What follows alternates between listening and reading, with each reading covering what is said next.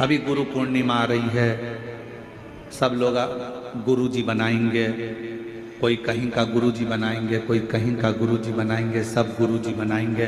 पर शिव पुराण कहती है कि 50 बार विचार करना तब किसी को गुरु बनाना। 1000 बार सोचना तब किसी को गुरु बनाना।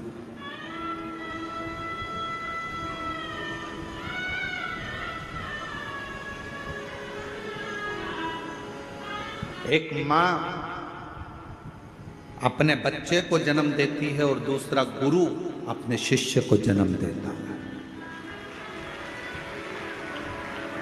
माँ अपने बच्चे को जन्म देती है और उसको संस्कारों में पिरो देती है और उस बच्चे को बड़ा कर देती है। उसी तरह गुरु अपने संस्कारों से, अपने भजन से, अपने कीर्तन से, अपने मंत्र से अपने शिष्य को श्रेष्ठ बनाकर, माँ अपने बच्चे को संस्कारित बनाकर उसको अच्छी एजुकेशन दिलाकर अच्छी कंपनी में जॉब करा देती है, गवर्नमेंट जॉब करा देती है या व्यापार खुला देती है। और गुरु किसी कंपनी में जॉब नहीं कराता, गुरु उस परमात्मा से मिलाने का प्रयास करता है, अपने दिल को मजबूत करने का प्रयास करता है।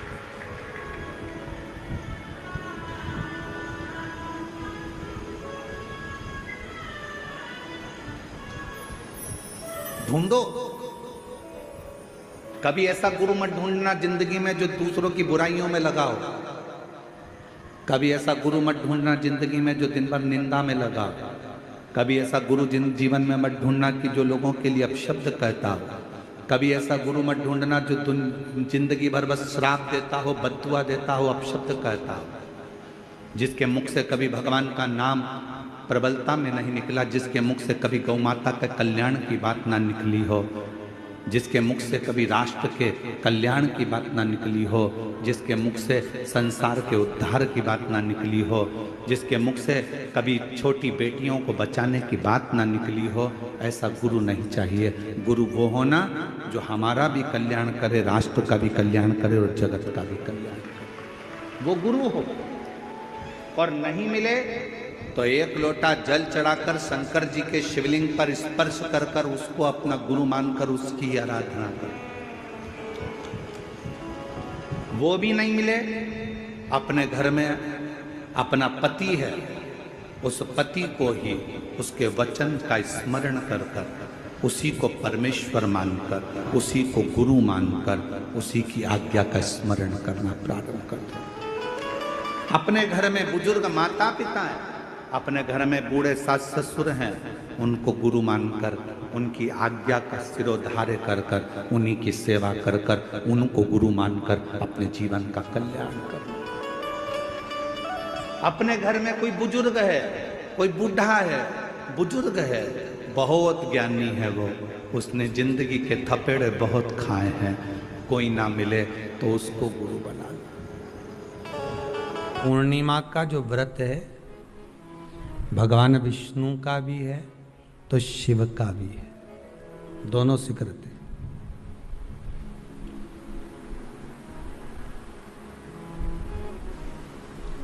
दोनों स्वीकृत है।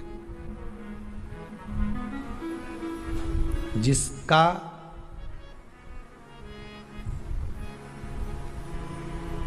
चंद्र आपकी पत्रिका में, आपकी राशि में, आपके स्वरूप में, हर व्यक्ति के संपूर्ण शरीर के अंदर 33 कोटि देवता विराजमान है। अलग अलग इंद्रियों पर अलग अलग देवताओं का निवास है। कभी मौका मिले तो अच्छे से उसको समझना। पूरे शरीर में अलग अलग इंद्रिय पर अलग अलग देवता। जिस व्यक्ति को रात्रि में, जैसे ही रात हो या दिन हो, भोजन करने के 15 मिनट के बाद ही नींद की झपकी आ जाए, समझ लेना चंद्र कमजोर पड़ गया, चंद्र गड़बड़ हो गया। बहुत ध्यान सुनिएगा जरा। पूर्णिमा का व्रत किसके लिए, वो भी ध्यान से दीजिए। शायद आपने कभी सुना ना सुना, पर अच्छे से सुन लोगे ना ये व्रत कथा, बार बार नहीं मिलने वाली। फिर इसके बाद तो तुम भले वो फिर फेसबुक यूट्यूब पर बाद में निकाल के भले सुनते रहना, पर सुन लो पूर्णिमा के व्रत का महत्व पूरा। एक, भोजन के बाद जब नशे जैसा माहौल हो जाए, आपको बिल्कुल कोई छेड़े ही नहीं, सोई नींद आएगी, जब लग जाए कि अब तो 2 क्षण सोना ही पड़ेगा, नेत्र कितना ही जगाओ तो भी नहीं माने, फिर तो बिन पिए नशा हो जाता है, जो बोले भोले गाता। तो ये जब ये चंद्र अपना प्रभाव दिखाता है तो भोजन के बाद आपको डुबा देता है। ठीक है,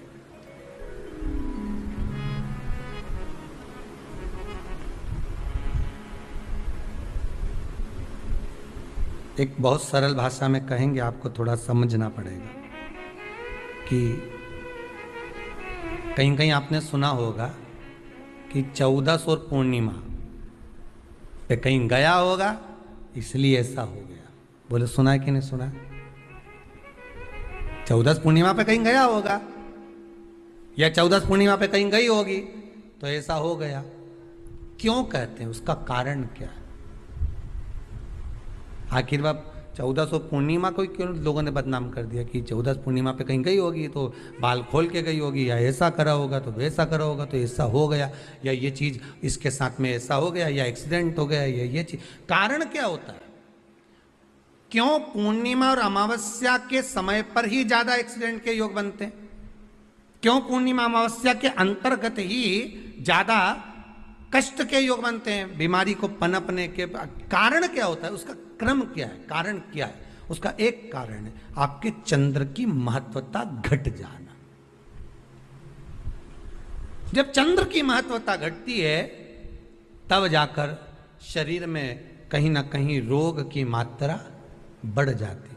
रोग अपना प्रभाव चंद्र के कारण दिखाना प्रारंभ, पर मन में बेचैनी नहीं हो, बेचैनी रहे, नींद नहीं आ रही है, कुछ मन में ऐसा लग रहा है कि कुछ होने वाला है, मन में स्थिरता नहीं आ रही, समझ लेना कि चंद्र गड़बड़ हो गया है। अब इस चंद्र को साधना है तो शिव तत्व में जाना पड़ेगा। फिर कुछ मत करिए, पूर्णिमा का व्रत चालू कर दीजिए। क्या करना है? केवल पूर्णिमा का व्रत चालू कर दो। और कितना प्रभाव है पूर्णिमा के व्रत का? घर में 50 लोगों का परिवार है, 15 लोगों का परिवार है, 20 लोगों का परिवार है, और परिवार में से अगर एक पुरुष या एक स्त्री कोई भी पूर्णिमा का व्रत करता है तो पूरे परिवार के लोगों का चंद्र संवर जाता है, पूरे परिवार के लोगों का चंद्र सुधर जाता है। पूर्णिमा के व्रत का इतना प्रभाव शास्त्र कर रहा है, स्कंद पुराण कर रही है बात। पर व्रत कब से लेना है पूर्णिमा का?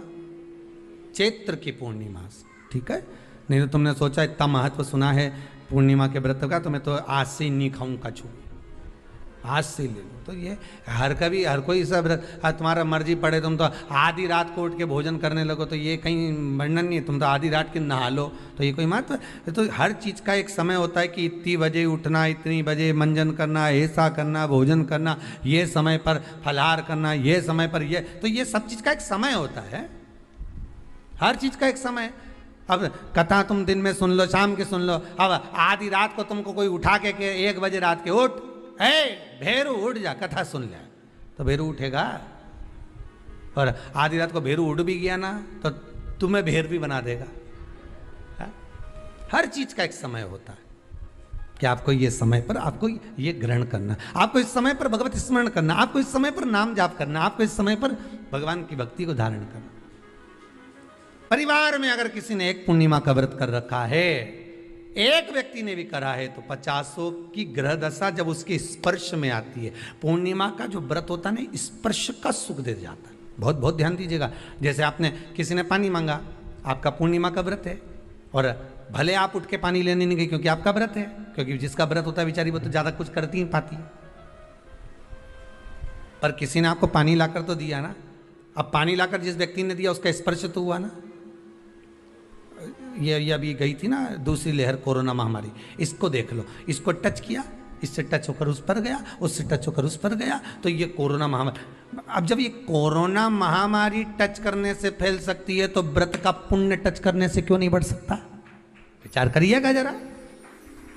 उसका भी तो पुण्य। अब आपने किसी को जल दिया जिसका व्रत था उसको जल दिया। और सरल भाषा में समझ लो, कभी मथुरा वृंदावन गए हो आप लोग? अगर मथुरा वृंदावन गए होगे, उज्जैनी गए होगे, काशी गए होगे, कहीं तीर्थ में गए होगे, या कभी कुबेरेश्वर धाम कभी आप लोग आएंगे जाएंगे, कभी आपको ज्ञात होगा, तो कभी आप लोग दर्शन करेंगे कि जब भोजन प्रसाद होता है तो लोग उसको बांटने के लिए देते हैं कि कोई आया है तो उसको कुछ प्रसाद मिल जाए, भंडारे की प्रसादी मिल जाए। तो भंडारे की प्रसादी जब वो खाता है उसका स्पर्श होता है तो जिसने भोजन किया उसका पुण्य जो दे रहा होता है उसके खाते में चले जाता है।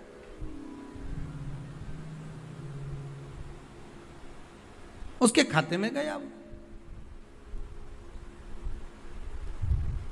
पूर्णिमा के व्रत का नियम है, घर में एक सदस्य भी कर रहा है, किसी ने उसको भोजन बनाकर थाली में कुछ प्रसाद फलाहार सामग्री दी, उसका स्पर्श बड़ी बहू को हुआ, बड़ी बहू रसोई घर में गई, उसने बाकी की चीज़ों को छू लिया, उसको देवरानी ने छू लिया, देवरानी ने कोई बर्तन छुआ, उससे तीसरी देवरानी ने देखा उसने कोई चीज़ छू ली, तो वो छूते छूते छूते छूते वो पूर्णिमा का प्रभाव पूरे घर के लोगों को हो जाता है और उनका चंद्र इतना प्रबल हो जाता है कि अपने आप उनकी बेचैनी, उनकी आलसता समाप्त हो जाती है। नहीं तो एक व्यक्ति के कारण पूरे चंद्र दशा खराब। एक दुखी तो सब दुखी, एक सुखी तो सब सुखी। वो देख ले कि हाँ इसको सुख मिल गया है, अब ठीक है।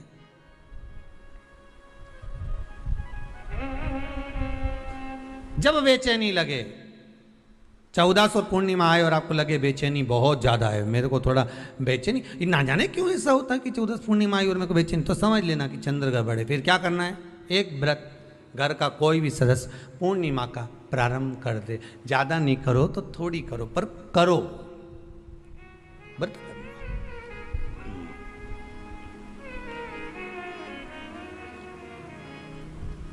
बहुत क्लेश हो रहा,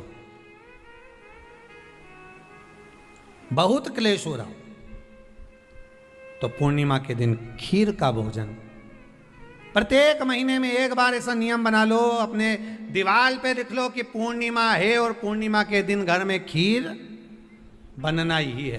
केवल शरद पूर्णिमा अकेली पे नहीं हो, तुम एक पूर्णिमा पे तो बनाते हो खीर, शरद पूर्णिमा के दिन तो खूब जोरदार बना बुनो के ना डोलची के छत पे धर दो, उठा के भगवान ही धर दे कहीं कहीं की, तो छत पे बनाए। तो बच्चे पूछ ले मम्मी ये छत पे क्यों रखी है, तो क्या अमृत गिरेगा?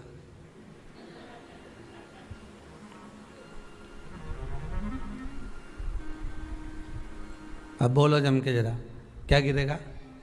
अमृत गिरेगा। अच्छा, अब शिव महापुराण की कथा स्कंद पुराण तो कहती है, पूर्णिमा के महत्व को जो दर्शाया जाता है कि शरद पूर्णिमा के दिन चंद्र में से अमृत तत्व गिरता है, गिरता है। पर कब गिरता है? अरे जम के तो बोलो, जब उस खीर का ढक्कन हटा हुआ, केवल खीर का नहीं अपना भी ढक्कन हटाओ, तभी तो अमृत गिरेगा। अब दिमाग में तो ढक्कन बंद है, खीर रख दी छत पे, भगवान मन में सोच रहे कि देवताओं को अमृत कब मिला था? जब उन्होंने मेरा नाम पुकारा था।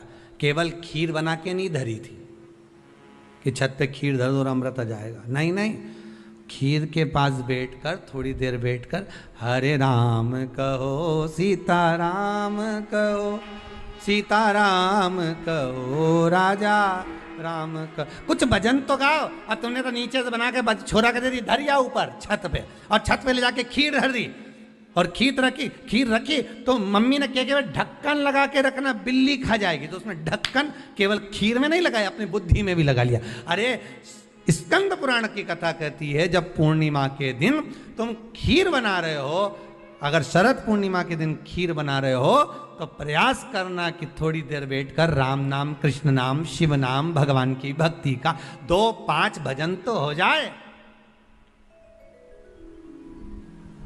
अब दिमाग में लगा ढक्कन, खीर में भी लगा दो, ढक्कन। अमृत कहां से झड़ेगा? भगवान भी सोचे, ना राम नाम लीनो तूने भरी जवानी में, तो डूब के मर जा रे चुल्लू भर पानी में। अब भगवत भजन करे या नहीं, और क्या कि अमृत झड़ेगा? भगवान के कहीं नहीं झड़े, फालतू की बात। राम नाम बोलती तो अमृत झड़ता, कृष्ण नाम बोलती तो अमृत झड़ता, भगवान का भजन करती तो अमृत झड़ता। इसलिए शरद पूर्णिमा पे मंदिरों में जो खीर बनती है ना, तुम्हारे घर की खीर और मंदिर की खीर के मिला के देखना जरा, दोनों में स्वाद किस में आए, जरा मिला के देखना। मंदिर की खीर में स्वाद आ जाए, क्यों वहां भाइयों बैठ के खूब भजन गाए, तांबा कहंडा में ता तो दरो पानी नीनाए भोला नवा के रंग। अब दिन रात के जो भजन गाने पिली ने 9 बजे से लेकर 12 बजे रात तक खूब गाया, वो भजन का जो अमृत था वो खीर में मिल गया, खीर में मिला तो स्वाद आ गया। अब तुम तो गाई ही नहीं, तो डब्बा में कहीं खाक स्वाद है।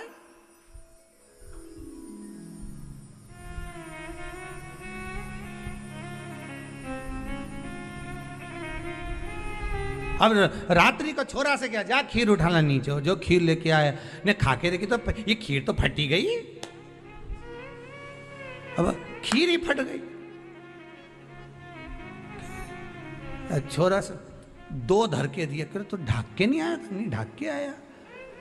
तो इसमें तो मैंने वो चिरौंजी डाली थी, दाग चिरौंजी, पर ये बिजली का कीड़ा होने कहां से, और डाली थी दाग चिरौंजी, आ गए हम। अभी उस समय पे बिजली का कीड़ा बहुत चले, शरद पूर्णिमा के टाइम पे, काला वाला, और एक ही आ जाए नहीं तो पूरा इलायची का स्वाद ले जाए। अब डाली थी दाग चिरौंजी, आ गया वह कीड़ा बिजली का। पुराण की कथा कहती है, महाराज पूर्णिमा का जो चंद्र है वो विशाल का है, और उस चंद्र की पूर्णता में हमारी अभिलाषाएं भी पूर्ण हो। आप आस्था चैनल के माध्यम से जितने लोग कथा सुन रहे हैं, फेसबुक यूट्यूब पर जितने कथा सुन रहे हैं, और कुबेरेश्वर धाम में जितने कथा सुन रहे हैं, आप में से कितने लोग हैं जो पूर्णिमा का व्रत करते हैं? जो माताएं करती हो जरा हाथ उठाइए। पूर्णिमा का व्रत जो करती हो, करते हो ना आप लोग? रखिए हाथ। अब पूर्णिमा के व्रत में आपने कई बार किताब पढ़ी होगी पूर्णिमा की, या आपने व्रत किया होगा, या पूर्णिमा का व्रत आप धारण करे होगे, तो उसमें पूजन कौन से भगवान की होती है? पूर्णिमा के व्रत में किस भगवान की पूजन होती है? तो कहा पूर्णिमा के व्रत में केले के खंभ लगाकर पूर्णिमा का जो अध्यापन होता है, पूर्णिमा की जो पूजन होती है, उस पूजन में शंकर और पार्वती की पूजन की जाती है, शिव और नारायण की पूजन करी जाती है, शंकर और पार्वती का स्मरण किया जाता है। किसकी पूजन होती है? शिव पार्वती। क्यों शंकर और पार्वती का पूजन क्यों करा जाता है पूर्णिमा के व्रत में? क्योंकि शिव और माता पार्वती ही केवल एक ऐसे हैं जिन्होंने अपूर्ण लक्ष्मी को भी पूर्ण बना दिया था। अपूर्ण लक्ष्मी को भी पूर्ण बना दिया था। किसको पूर्ण बनाया है? लक्ष्मी। पूर्णिमा के दिन अगर आप शंकर भगवान को 1 लोटा पानी अगर शिव को समर्पित कर रहे हो, श्वेत पुष्प को रखकर शंकर जी के ऊपर सफेद फूल को चढ़ाकर अगर 1 लोटा जल भी, एक पात्र जल भी शंकर को समर्पित कर रहे हो, तो ये लक्ष्मी के लिए ही तो कर रहे हो। और कौन सी लक्ष्मी? पूर्ण लक्ष्मी। पूर्ण लक्ष्मी। आपको पहले भी कथा में कहा, एक बार भगवान विष्णु के सामने लक्ष्मी मैया ने बहुत तेज स्वर में कह दिया था, नारायण, दुनिया के लोग आपका नाम जपते हैं, दुनिया के लोग नारायण नारायण कहते हैं, दुनिया के लोग आपका भजन करते हैं, पर सत्य मायने में कहूं ना तो मेरे बिना दुनिया के लोगों की नहीं चल सकती, मेरे बिना दुनिया नहीं चल सकती, संसार मेरे बिना नहीं चल सकता। भगवान विष्णु ने कहा ये तो गलत है लक्ष्मी आपका कहना। एक दिन लक्ष्मी को अहंकार आ गया, अहंकार के संबोधन जब माता लक्ष्मी कहने लगी तो भगवान उसी समय पर भगवान विष्णु को क्रोध आ गया, और भगवान विष्णु ने कह दिया लक्ष्मी तू इतनी बड़ी बड़ी बात कहती है कि तेरे बिना नहीं रह सकती संसार। मैं तुझे कहता हूं लक्ष्मी तू अपूर्ण है, तू अपूर्ण है, तू पूर्ण कब हो गई?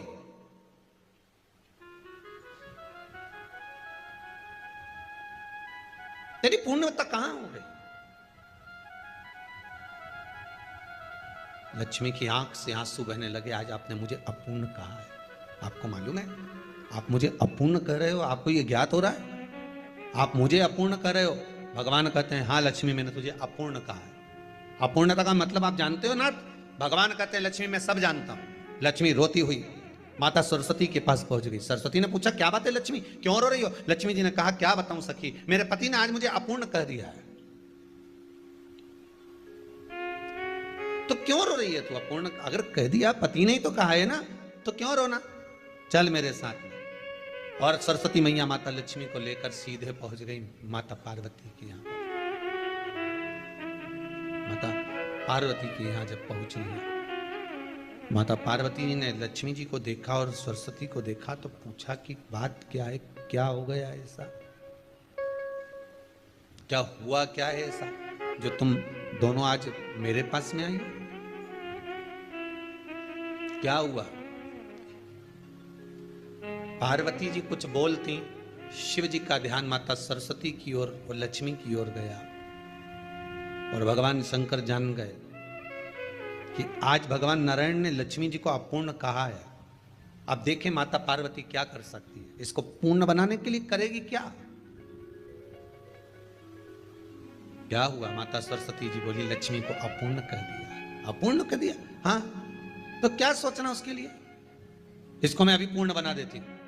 माता जगतजननी पार्वती ने गोदी में विराजमान गणेश जी को उठाया और उठाकर लक्ष्मी जी की गोद में दे दिया। ले लक्ष्मी, आज से तू पूर्ण हो गई। लक्ष्मी आज से तू पूर्ण है।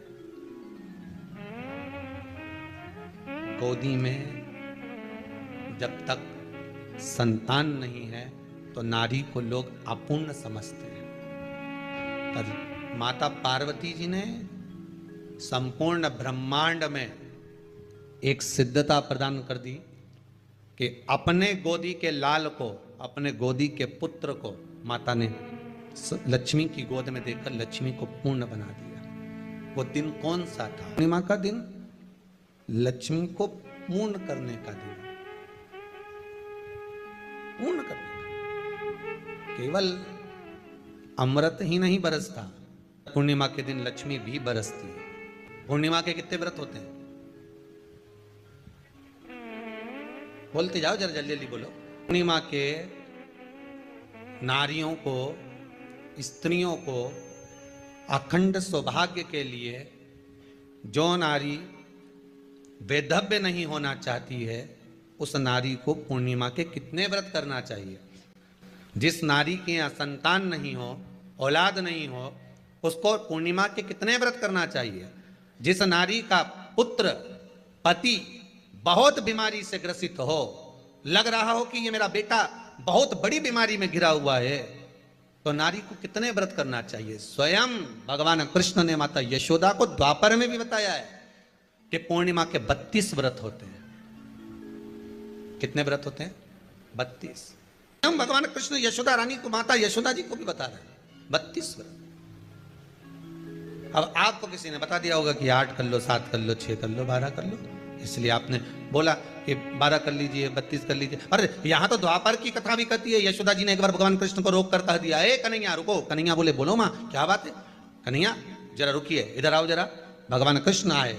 हाँ माँ बोलिए। जगह का प्रसंग है ये, जिस समय पर राधा रानी कुरुक्षेत्र में नंद बाबा और यशोदा जी को लेकर कुरुक्षेत्र के कुंड में, ब्रह्म सरोवर में स्नान कराने के लिए लेकर जाती है ग्रहण का समय पर। और जब भगवान कृष्ण उस कुरुक्षेत्र के उस सरोवर में स्नान करने आते हैं, तब यशोदा जी ने अपने लाला से प्रश्न किया है, पूछा है कि नारी वैधव्य होकर ना मरे, उसका पति कोई रोग से ग्रसित ना हो, उसका पुत्र किसी रोग में ना पड़े। कितना सुंदर संवाद लिखा है। अगर किसी माता का पुत्र मान लो किसी नशे में डूबा हुआ है, कोई नशा कर रहा है और गलत नशा है, आपको लग रहा है कि ये नशे में डूबा हुआ है, आपको लग रहा है कि ये गलत जगह पर डूब गया है, आपको लग रहा है कि मद्रापान में, मांसाहार में या अधिक अधिक गांजा आदि का जो भी नशे होते हैं, जितने भी नशे, उसमें डूब चुका है। और माँ उसको समझा रही है, तू नशे में मत डूब, तू इस काम को मत कर, तू ये गलत कर्म मत कर। माँ उसको समझा कर हार गई। तो मेरा माताओं से निवेदन है, आप उसको समझाना बंद कर दो, एक काम करना प्रारंभ कर दीजिए। हमें जो शिव महापुराण के माध्यम से शास्त्र कह रहा है कि आप 32 पूर्णिमा के व्रत प्रारंभ कर दो। उसमें करना क्या है आपको, केवल जिस दिन व्रत रहे रात्रि के समय पर कोई भी मीठा कुछ भी सामग्री आप चंद्र की रोशनी में चंद्र को अर्घ देने के बाद पूजन करने के बाद उसको रखो, और वही सामग्री जो नशा कर रहा है उसको पूर्णिमा के दूसरे दिन उसको खिलाओ। आप धीरे धीरे खिलाना चालू करेंगे, जिस नशे में वो डूबा हुआ उस नशे से वो छूटना प्रारंभ हो जाएगा। 2 पूर्णिमा व्रत करके तो देखो तीसरे में तुम्हें जरूरत ही नहीं पड़ेगी, धीरे धीरे आप रुक वो छूटना प्रारंभ हो जाएगा। स्वयं भगवान कर रहे हैं, यशोदा मैया ने कन्हैया को रोक लिया कुरुक्षेत्र के उस मैदान में, और भगवान कृष्ण का दर्शन माता यशोदा जी करी। बहुत बहुत दिनों के बाद माँ को, आज माता यशोदा को लाला का दर्शन हुआ, बहुत समय के बाद, जाने के बाद बहुत समय। कृष्ण से माता यशोदा जी ने पूछा, कन्हैया लो, किसी नारी का पुत्र या पति रोग से ग्रसित हो,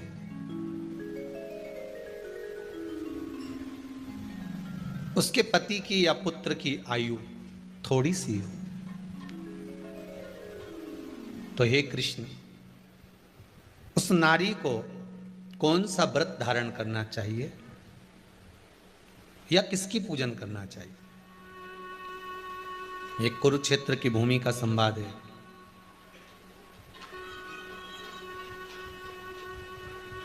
भगवान कह रहे हैं, मां अगर नारी अपने पुत्र और अपने पति के लिए, उसकी उम्र की वृद्धि के लिए, रोग मुक्ति के लिए, विश्व के ताप को कम करने वाले चंद्रदेव की आराधना पूर्णिमा के व्रत को धारण करती है, तो नारी उस व्रत के प्रभाव से अपने पुत्र और पति की बीमारी को, रोग को हर लेती है।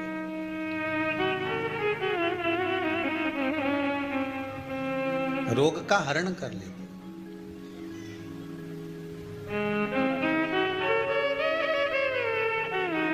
महाराज,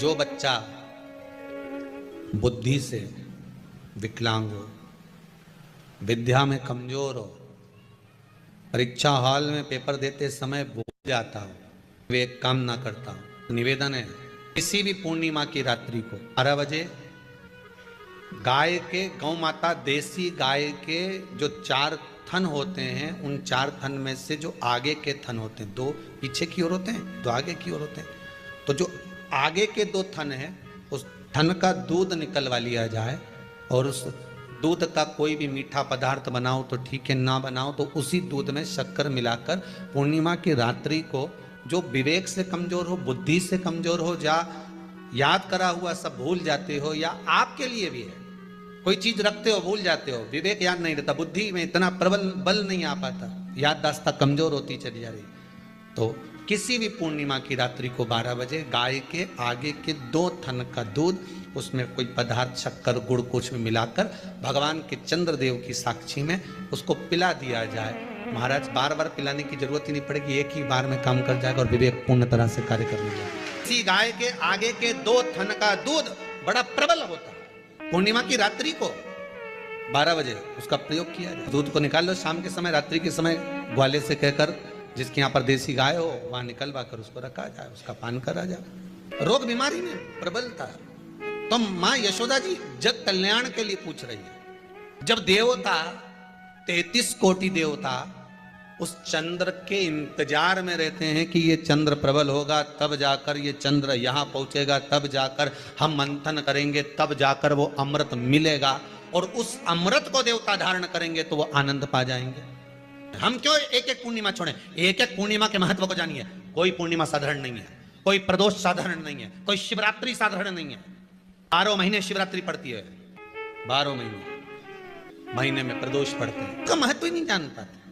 कौन से प्रदोष पर क्या करना है, कौन सी पूर्णिमा को क्या धारण करना है, कौन सी शिवरात्रि पर। कई लोगों को तो यहां तक नहीं मालूम था कि भाई श्रावण के महीने में भी शिवरात्रि आती है। वो तो बस लोगों के कि शिवरात्रि का पूजन हुआ, तो उसका स्मरण क्यों छोड़े हम? अगर ये वेद और शास्त्र ब्राह्मणों को दिए गए हैं, ये वेद और शास्त्र विद्वज्जन को दिए गए हैं, तो इसका स्मरण होना चाहिए कि हम निकालकर जनमानस तक ये चीज पहुंचाएं कि हमें इस दिन ये पूजन करना है, उसका स्मरण होना चाहिए। भगवान कृष्ण से यशोदा जी ने पूछा तो भगवान कृष्ण ने कहा, मां पूर्णिमा का व्रत अगर नारी 32 पूर्णिमा धारण कर लेती है तो वो नारी वेदव्य होकर नहीं जाती।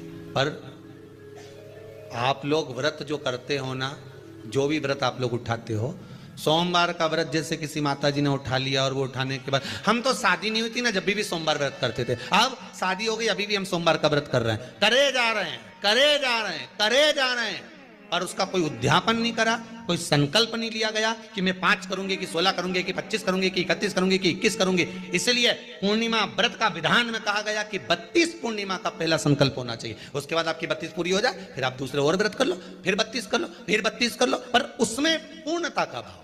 अभी तक किसी के सोमवार और गुरुवार और शुक्रवार के व्रत ही पूर्ण नहीं हुआ, अभी तक चल रहा है, अभी तक चल रहा है। हम तो सोमवार का व्रत करते हैं, हम तो शनिवार करते हैं, अब शनिवार करते करते 4 साल हो गए, 6 साल हो गए, 5 साल हो गए, भगवान को तो थोड़ा बहुत कुछ खिला पिला के उनको एक बार तो विश्राम दे। भगवान भी मन में सोच रहे अब तो निपटेगी तभी छोड़ेगी। कोई भी व्रत आप करो, उस व्रत का एक संकल्प, एक नियम कि मैं इतने व्रत करूंगी, ये मेरा नियम। जैसे नवरात्रि के 9 दिन मैंने करे, व्रत धारण करे, 10वें दिन उसको छोड़ दिया। अब तुम तो सोच कर बैठी कि ये मैं 9 दिन धारण कर लूंगी, ने एक दिन बाद एकादशी पड़ रही है तो 10वें के दिन कौन छोड़े, दशहरे का भी व्रत ये भी कर लूं, 11 भी पूरी कर लूं, उसके बाद प्रदोष भी कर लूं, और प्रदोष के बाद में मैं फिर जो द्वादशी पड़ी 12 पड़ी वो कर पुरा के इसके बाद ही छोड़ूंगी। थोड़ा सा जिस व्रत को उठाया गया, जिस व्रत का नियम लिया गया है, उस व्रत का प्रदान कर कर फिर उसको थोड़ा सा भाग प्रदान कर कर हमने ये व्रत पूर्ण कर लिया। भगवान हमारा ये व्रत आपकी कृपा से, हे विश्वनाथ, हे शंभु, हे त्रिकालदर्शी, हे कैलाशी, मेरी 26 एकादशी आज पूर्ण आपकी कृपा से हुई है, इसलिए मैं उद्यापन कर रही हूं, आपकी कृपा से कर रही हूं, उसके बाद फिर उठाऊंगी, फिर कर लूंगी, पर आज मैंने पूर्णता का भाव लिया। उद्यापन नहीं करो तो किसी विद्वान ब्राह्मण को घर में बुलाकर अभिषेक पूजन करा लो, उसको भोजन करा दो, दक्षिणा आदि प्रदान कर कर उसको विदा कर दो, उसमें भी सुख का भाग। इतनी पूर्णिमा जम के बोल दो, 32 पूर्णिमा। कौन कर रहे हैं? भगवान कृष्ण। किसको कर रहे हैं? माता यशोदा को। किसने ये व्रत धारण किया? तुम्हें कुछ मालूम है किसका होता है ये व्रत? भगवान कृष्ण ने कहा ये शंकर और पार्वती का व्रत है। किसका व्रत है? शिव और पार्वती का। पूर्णिमा का व्रत शंकर और पार्वती का व्रत है। तो कोई कहे कि ये तो भगवान कृष्ण का व्रत है, तो ये तो कृष्ण भगवान तो द्वापर में आए हैं, पर पूर्णिमा का व्रत तो स्वयं माता पार्वती जी ने भी धारण करा है। जिस समय पर कार्तिकेय महाराज को गंगा मैया प्रकट कर रही थी और तारकासुर का जब संहार करना था, तब माता पार्वती ने शंकर जी से पूछा था कि तारकासुर को मारने के लिए आपके पुत्र की जरूरत है, आपका पुत्र प्रकट कैसे होगा, क्योंकि आप तब साधना में लगे रहते हो। भगवान कहते हैं चिंता मत कर, तू एक काम कर, पूर्णिमा व्रत को धारण कर। मां पार्वती भी जिस व्रत को धारण करी है, तो कोई कोई ये द्वापर का व्रत है क्या? यहां तो शास्त्र कह रहा है कि कोई भी अगर आप प्रसंग धारण कर रहे हो, कोई भी आप नियम धारण कर रहे हो, कोई भी आप व्रत धारण कर रहे हो, या आप किसी भी तरह का पुण्य भाग धारण कर रहे हो, तो उसमें जड़ की मूलता होना चाहिए। जड़ कहां? केवल पूर्णिमा का व्रत कोई केवल द्वापर का नहीं है, केवल त्रेता का नहीं, ये तो सतयुग के भी आगे का निकल चल, ना जाने कितने सतयुग, कितने त्रेता, कितने द्वापर हुए, तब से चला। इन नयनों में नंबर बढ़ते चले जा रहे हो, चश्मा उतर नहीं रहा हो, दूर का नहीं दिखे, कहीं किसी को पास का नहीं दिखे, रहते हैं। उसके लिए तुलसी की जो डंडी होती है, तुलसी जैसे बेलपत्र की जो ये डंडी है, ऐसे ही तुलसी का जो पत्ता होता है, उस पत्ते की जो डंडी होती है, उस डंडी को चंद्रमा को देखा जाता है। उस डंडी की जो कोर होती है, उस कोर को दृष्टि से मिलाया जाता है। माँ की रात्रि ठीक 12 बजे आप चंद्रमा की, जैसे चंद्रमा का भाग, उस चंद्रमा के भाग को आप उस डंडी के भाग से निहारने का प्रयास करिए। मार घर में आई है, घी का दिया लगाई है, उस घी के दीप को लगाने के बाद पूर्णिमा के दिन उस पर एक प्लेट थोड़ी तिरछी कर रख दो, जिससे उसकी कालोच, काई की, उस दीप की, घी के दीप की कालोच उस प्लेट पर आ जाए। थोड़ी सी कालोच ले लीजिए, 5-10 मिनट में आ जाएगी। उसको गाय के घी में मिलाकर आंखों में सुरमा लगाकर रात्रि को सो जाइए। 3 दिन बाद आप महसूस करेंगे कि नेत्र की ज्योति बढ़ना प्रारंभ हो रही है। अब इस प्रयोग को करने में कोई धन लगा तुम्हारा? अरे बोलो तो सही। कोई दौलत लगी तुम्हारी, कोई संपदा, या फिर तुमने सियोर वाला महाराज के लाके खूब बटोर के दे दिया, कुछ लगा? नहीं। तुम करोगे, लाभ तुम्हें मिलेगा। ये जितनी पूर्णिमा के व्रत हैं, जितने 12 महीने जो पूर्णिमा पड़ती है, पूनम पड़ती है, ये भले दुनिया के लोग कहते हैं कि ये भगवान राधा और कृष्ण से संबंध, हम और कृष्ण से संबंध रखते हैं, पर इनका यदि सही संबंध समझा जाए, इनके सही संबंध का यदि स्मरण करा जाए, इनके सही संबंधों का यदि वर्णन किया जाए, तो शिव और चंद्रमा के जो मिलन का केंद्र बिंदु है वही पूर्णिमा है। केवल एक पूर्णिमा वहीं तक नहीं रही कि भगवान कृष्ण और राधा जी ने रास किया, केवल वहीं तक उसकी सीमितता नहीं है। बात ध्यान रखिएगा, यदि काया का रोग हो गया, मान लो शरीर कहीं से सफेद पड़ रहा है, कहीं से काला पड़ रहा है, शरीर में से खाल की फुकड़ी निकलना प्रारंभ हो गई हो, शरीर में काले काले चट्टे पड़ना चालू हो गए हों, या कोई विशेष रोग हो गया, कोई विशेष में रोग है, बीमारी है, काया बेकार हो रही है, तो सीधी सीधी बात शिव महापुराण की कथा कहती है, सुंदर आनंद में श्रवण कर कर आप अपने जीवन को, ये पूर्णिमा शिव महापुराण की कथा कहती आ रही है। कुछ नहीं करना, पीपल का एक पत्ता, उस पत्ते पर थोड़ा सा चावल, थोड़ा सा चावल, पूर्णिमा की रात्रि को अपने हाथ में लेकर, अपने नयनों से लगाकर, शरीर पर से स्वयं उतार कर उसको दरवाजे के पास रख दीजिए। पूर्णिमा की रात्रि को पूर्ण होने पर उस चावल को दूसरे दिन सूंघ कर बहते हुए पानी में डाल दीजिए। महाराज कितने भी रोग से ग्रसित हो गए, पीपल का एक पत्ता 52,000 ब्राह्मण की साक्षी कराता है। महाराज बहुत ध्यान देना, पीपल के वृक्ष में स्वयं नारायण का, मेरे कृष्ण का वास है। स्वयं भगवान गीता के अंतर्गत कहते हैं कि मैं पीपल का वृक्ष हूं, नारायण उसी में। 52,000 ब्राह्मणों का वासा एक पीपल के पत्ते में होता है। और आपको पहले भी कथा में कहा, गाय, ब्राह्मण, बहन, बेटी, ये सब काल का हरण करने वाले हो, काल को हरने वाले हो। रोग को मिटाइए, शिव का स्मरण करो। पूर्णिमा के दिन चावल का एक आखा दाना, आखा दाना जानते हो, पूरा खंडित चावल नहीं, कितना चावल? एक दाना चावल का शंकर भगवान के शिवलिंग पर समर्पित करिए। एक बेलपत्र जिसका डंडी का मुख अपनी ओर हो, जहां से चावल चढ़ाया है, उस चावल के ऊपर अपनी कामना कर कर रख दीजिए और चंद्रमौली भगवान का स्मरण करिए। कौन से भगवान? शंकर भगवान का सर्वश्रेष्ठ सुंदर नाम है चंद्रमौली।